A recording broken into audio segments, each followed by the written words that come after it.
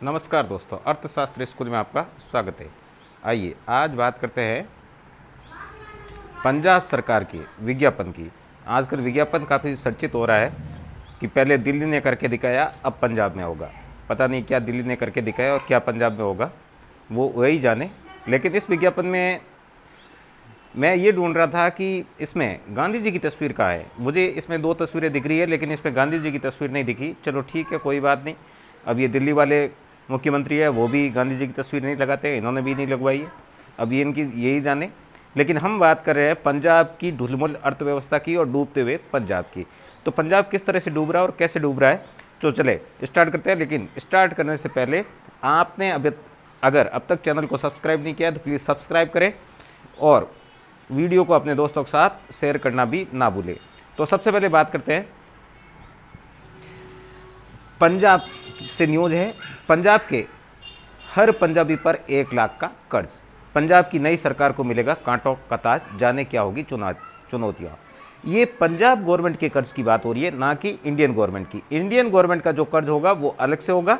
ये पंजाब की जो सरकार है उस सरकार का ही कर्ज है। और ये कर्ज जो है कि ऐसा नहीं है कि भगवंत मान ने किया, ये पहले से ही कर्ज है। और ये चुनाव के पहले की न्यूज़ है कि हर पंजाबी पर 1 लाख का कर्ज है। और इस कर्ज की वजह से जो भी नई सरकार आएगी उसको कांटों का ताज मिलने वाला है, यानी भगवंत मान को ये कांटों का ताज मिला है। और अनुमानित राजस्व जो है उसका 40% कर्ज चुकाने में चला जाता है, ये भी खबर है। और ये जो कर्ज है पंजाब पे, ये कर्ज किस तरह से बढ़ा है। अगर आप कहें कि ये पूर्ववर्ती सरकारों ने बोझ बढ़ाया है तो किस तरह से बढ़ा है। 2014-15 में ये जो कर्ज था वो कर्ज था 1,23,000, 1,12,364।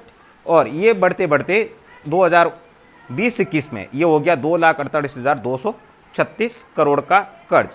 और ये कर्ज यही नहीं रोका दोस्तों, अभी 21-22 का जो बजट था उस बजट में इस कर्ज का बढ़कर हो गया है। यहाँ देखिए, पहले जो पंजाब में सरकार थी 5 साल पहले, अकाली और बीजेपी, उनके टाइम में पंजाब सरकार पे कर्ज था 1.83, अब जो है वो बढ़कर 3 लाख करोड़ हो गया है। इसका मतलब ये हुआ कि पिछले 5 साल में लगभग 55% जो कर्ज है वो कर्ज बढ़ गया है। ये पूर्व सरकारों की देन है, भगवंत मान की देन नहीं है। और साथ ही अगर आप ये देखें कि वित्त वर्ष 2020-21 में जो राज्य है उस राज्य पे कितना कर्ज है, वो कर्ज जो है वो जीडीपी के रेशियो में है। ऐसा नहीं कि मतलब आप कहें कि पंजाब बड़ा है तो उस पर तो बाकायदा गोवा से ज़्यादा ही कर्ज होगा, और गोवा ये जो पंजाब है वो राजस्थान से छोटा है तो हो सकता है राजस्थान में कर्ज ज़्यादा है। तो इससे हम जीडीपी के रेशियो में देख लेते हैं। अगर आपकी जीडीपी 100 रुपये है तो उसके मुकाबले में आपका कर्ज क्या है। तो भारत की अगर बात की जाए विभिन्न राज्यों की, तो सबसे ज़्यादा जीडीपी के मुकाबले में जो कर्ज है वो कर्ज है पंजाब पे। आप यहाँ देखिए, पंजाब 53.3, राजस्थान में 39.8 और वेस्ट बंगाल पे 38.8। ये ऊपरी राज्य 3 राज्य है और बाद में ये केरल भी इसके बाद ही बराबर ही है। और उसके बाद ये नीचे के राज्य बताए गए, गुजरात में 23 और महाराष्ट्र में 20, बाकियों पे इसके बीच में है। तो ये सबसे ज़्यादा जो कर्ज है जीडीपी के मुकाबले में वो कर्ज है पंजाब पे। तो पंजाब पहले से ही कर्ज में डूबा हुआ राज्य है और हर पंजाबी पर 1 लाख रुपए का कर्ज। और यहाँ जो है मैं इसकी बात इसलिए कर रहा हूँ कि हर पंजाबी पे 1 लाख रुपए कर्ज, ये बात इसलिए इम्पोर्टेंट हो जाती है कि 2003 तक देश में कृषि प्रधान राज्य की प्रति व्यक्ति आय सबसे अधिक थी। किसकी बात हो रही है? पंजाब की। आज पंजाब पे 1 लाख रुपए का कर्ज है, लेकिन 2003 तक की बात करें तो पंजाब कृषि प्रधान जो राज्य है उन राज्यों में सबसे ज़्यादा सर्वाधिक जो वार्षिक प्रति व्यक्ति आय थी उसमें ज़्यादा था। जैसे ये महाराष्ट्र की बात करें तो महाराष्ट्र अलग हो जाता है, दिल्ली की बात करें तो वो औद्योगिक हो जाते हैं, लेकिन कृषि प्रधान जो राज्य है उन राज्यों में सर्वाधिक आय वाला राज्य था पंजाब। लेकिन प्रेजेंट में इसकी स्थितियां बहुत ज़्यादा बिगड़ गई है। और लेकिन नीति आयोग ने और आर्थिक संकेतकों की रिपोर्ट के अनुसार पंजाब की प्रति व्यक्ति आय घटकर 1,15,882 रुपये हो गई है, जो राष्ट्रीय आय 1,16,067 रुपये से भी कम है। अभी जो आप नोट करने वाली बात यह है कि अब पंजाब की प्रति व्यक्ति राष्ट्रीय आय, जो देश की एवरेज राष्ट्रीय आय है प्रति व्यक्ति, उससे भी कम हो गई है। और अर्थशास्त्रियों में इसका जो कारण बता रहे हैं वो है कि कृषि प्रधान राज्य का होना है। कृषि प्रधान राज्य है, इस कारण औद्योगिक विकास नहीं हुआ, जिसके कारण ये आय गिरी है। चलो ये बात मानने योग्य है कि औद्योगिक जो राज्य होते हैं उनकी आय तेजी से बढ़ती है। इसकी तुलना हम जापान और चाइना को लेकर भी कर सकते हैं। जापान और चाइना की जो आय है वो भारत से ज़्यादा है, क्योंकि वो औद्योगिक देश है, जबकि भारत एक कृषि प्रधान देश है। अब दोस्तों ये कृषि प्रधान जो देश है उसमें पहले जो बात हो रही थी कि पंजाब जो है वो 2003 तक कृषि प्रधान जो देश थे उसमें सर्वाधिक जीडीपी वाला राज्य था, क्या प्रति व्यक्ति आय वाला राज्य था।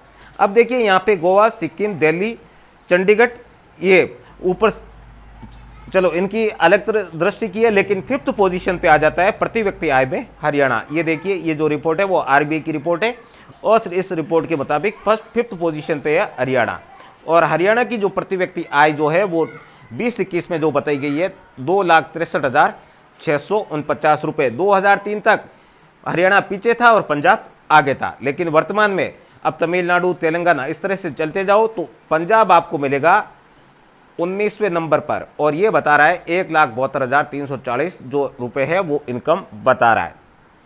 तो यहाँ देख लीजिए दोस्तों हरियाणा से कितना पीछे चले गया, और साथ ही जो प्रति व्यक्ति आय में ये टूटकर 19वीं पोजीशन पर पहुंच गया है।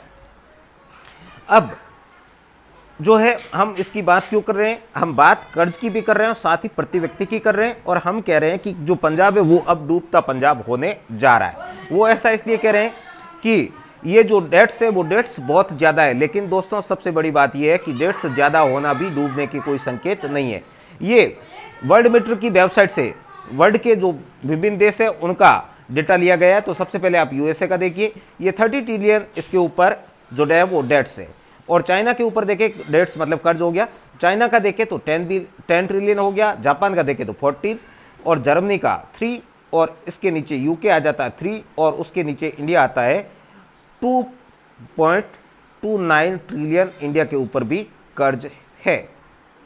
तो दोस्तों ये जो कर्ज है वो कर्ज कितना है, किस तरह से, उसका डेटा भी आपको आगे दे रखा है। उस कर्ज में कितना जो है वो कर्ज नेशनल है, मतलब डोमेस्टिक है, देश के अंदर से आरबीआई या कुछ और बैंक से लिया गया है, और कुछ जो है वो आउटसाइड से लिया गया है। इंडिया का देखें तो डोमेस्टिक 77 और आउटसाइड से 19%, लेकिन अगर चाइना का देखें तो 60 और 10, और यूएसए का देखें आप तो यूएसए का 98 और 95। ऐसे ही अगर जापान का देखें तो डोमेस्टिक तो हो जाता 283 और आउटसाइड से 77, और ये यूके का सबसे बुरी स्थिति है, यूके का आउटसाइड से 285% कर है।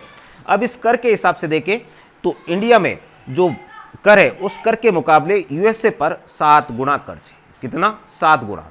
चाइना पे देखें तो चाइना पे 5 गुना, और जापान पे देखें तो जापान का भी हो जाता है 7 गुना। ये तो टोटल कर्ज की बात हो रही है। अगर इसको आप प्रति व्यक्ति के हिसाब से देखेंगे तो प्रति व्यक्ति के हिसाब से देखेंगे तो ये और भी नीचे चला जाएगा। अब इंडिया में डोमेस्टिक और जो आउटसाइड्स के इंडियन गवर्नमेंट के हिसाब से बात करें तो हर आदमी जिसमें राज्य का और वो दोनों एवरेज हो जाता है। पंजाब का जो है वो राज्य की बात हो रही है, नेशनल अलग से, लेकिन इंडिया में आम आदमी पर बात करें तो डोमेस्टिक और एक्सटर्नल जो दोनों साइड्स के जो कर्ज है वो कर्ज है आपके ऊपर 98,776 रुपये। लेकिन डोमेस्टिक की बात करेंगे तो हर भारतीय, क्या आउटसाइड्स की बात करेंगे एक्सटर्नल की, तो हर भारतीय पर $407 कर्ज है। और वहीं अगर चाइना की बात करें तो चाइना का यहाँ देखिए बाहरी कर्ज नियंत्रित होने का नाम नहीं ले रहा है चाइना में, और इस वजह से ये कर्ज हो गए हैं $8,971, जो इंडिया से ज़्यादा है। अगर प्रति व्यक्ति के हिसाब से देखा जाए तो प्रति व्यक्ति के हिसाब से अब इंडिया के ऊपर आपको पता चली गया होगा कि इंडिया के ऊपर प्रत्येक व्यक्ति पर हम लमसम कर दे तो 1 लाख का कर्ज बैठता है। लेकिन अगर दुनिया के दूसरे देशों की बात करें, खास तौर से ये रशिया की बात करें हम, तो रशिया पे, ये रशिया की बात हो रही है, रशिया पे प्रत्येक व्यक्ति पे 24,880 रुपये का कर्ज है। और अमेरिका की बात करें तो अमेरिका में प्रति व्यक्ति 37,10,000, यानी कि प्रति व्यक्ति रशियन व्यक्ति पर अपने से 24 गुना ज़्यादा करे। और अमेरिका की बात करें तो प्रति व्यक्ति पर अपने से 37 गुना, अगर वो हम 98 के हिसाब से देखें तो शायद 40 गुना के लगभग अमेरिका पर हमसे ज़्यादा कर है। और चाइनीज़ में प्रति व्यक्ति देखें तो 7 गुना, और ब्रिटेन में देखें तो 48%, और जापान में तो 100% से भी ऊपर चला जाता है। लेकिन अब इस हिसाब से आप कह सकते हैं कि जिस देशों पर ज्यादा कर है वो देश विकसित है, तो हो सकता है पंजाब भी विकसित है। लेकिन कैसे विकसित है? हम देख रहे हैं कि पंजाब तो पिछले कुछ सालों से बुरी तरह से टूट गया है। जो सबसे ऊपर इनकम थी वो टूटकर नीचे आ गई है। अब अमेरिका के ऊपर ज्यादा कर है, तो ऐसा इसका मतलब ये थोड़ी हो रहा है कि इंडिया से इसकी प्रति व्यक्ति आय नीचे आ गई या चाइना से नीचे आ गई। उसकी आज भी ऊपर है, उसकी पॉलिसियां उस हिसाब से चल रही है। लेकिन पंजाब जो है उसके कर की बात आज इसलिए कर रहे हैं, इसलिए महत्वपूर्ण हो जाती है कि पंजाब की बात करते समय हमारे दिमाग में श्रीलंका आ जाता है।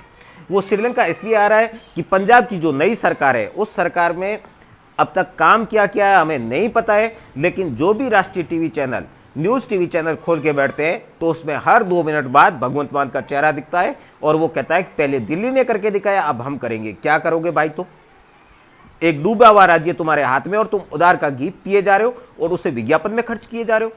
और ये कृषि प्रधान देश है, भगवंत मान यहाँ से हर व्यक्ति इनकम टैक्स नहीं देता है, जैसे दिल्ली में वो सरकारी नौकरी पैसे वाले व्यक्ति है या फिर जो है औद्योगिक पर्सन है, उद्योग से जुड़े हुए हैं, उनका फेयर हिसाब है और वो सारा टैक्स दे रहे हैं। तो उस तरह से पंजाब में टैक्स नहीं मिलने वाला है। तुम भूल जाओ इस बात को कि ये दिल्ली की तरह चल जाएगा ये, और तुम इसका दिवाला निकालने जा रहे हो ये। और उसके साथ इतना ही नहीं दोस्तों, सिर्फ विज्ञापन ही नहीं हो रहा है, ये क्या कर रहे हैं, फ्री में कुछ भी दिए जा रहे हैं। फ्री वे हो रहा है कि लाइट भी फ्री, पानी भी फ्री, अब महिलाओं के टिकट भी फ्री।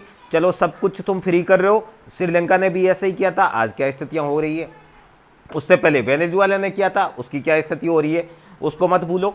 और उससे भी महत्वपूर्ण बात कि दोस्तों जो तालमेल है वो तालमेल कैसा है आम आदमी पार्टी का, और साथ में अगर आप आम आदमी पार्टी और दूसरी तरफ आप देखें जो अपने सेंट्रल की गवर्नमेंट है उसके साथ तालमेल का होना भी जरूरी है। आज अमेरिका जो है, अमेरिका के ऊपर कितना भी कर्ज है, चाइना के ऊपर कितना भी कर्ज है, जापान के ऊपर कितना भी कर्ज है, लेकिन वो सारे देशों पे डंडा लेके बैठ जाते हैं, हमारा ये चलेगा, हमारा ये चलेगा। आप देख ही रहे होंगे कि अभी जो रशिया का प्रॉब्लम चल रहा है, टेंशन चल रहा है, उस टेंशन में सबसे ज़्यादा जो बैन है वो अमेरिका लगा रहा है। लेकिन अमेरिका खुद अपने लिए बैन नहीं लगा के दूसरे देशों को कह रहा है तुम पालन करो।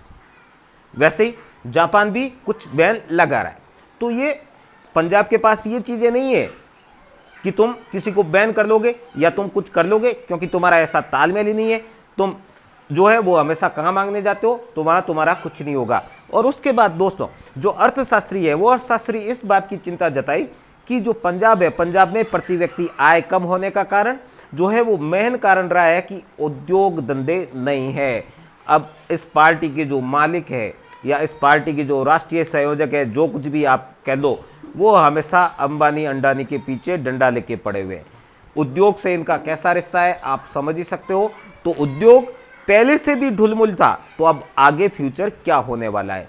तो ये पंजाब जो है वो पंजाब डूबता पंजाब होने जा रहा है। और वो पंजाब डूबता पंजाब हो रहा है किस वजह से? विज्ञापन की वजह से। लेकिन इस विज्ञापन की जो पॉलिसी है उस पॉलिसी का ना तो आपको कहीं जिक्र मिलेगा ना कुछ मिलेगा। एक कांग्रेस के जो एमपी है पंजाब से, उन्होंने जरूर कहा था कि केजरीवाल जो है उसके पद चिन्हों पे चलते हुए भगवंत मान हर सप्ताह 500 करोड़ विज्ञापन में खर्च कर रहे हैं।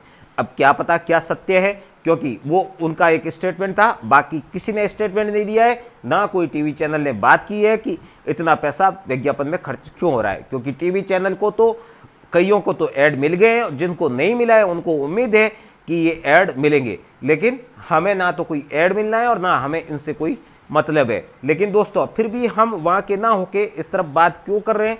क्योंकि ये जो कर्ज हो रहा है वो कर्ज पंजाब सरकार पे कर्ज नहीं है।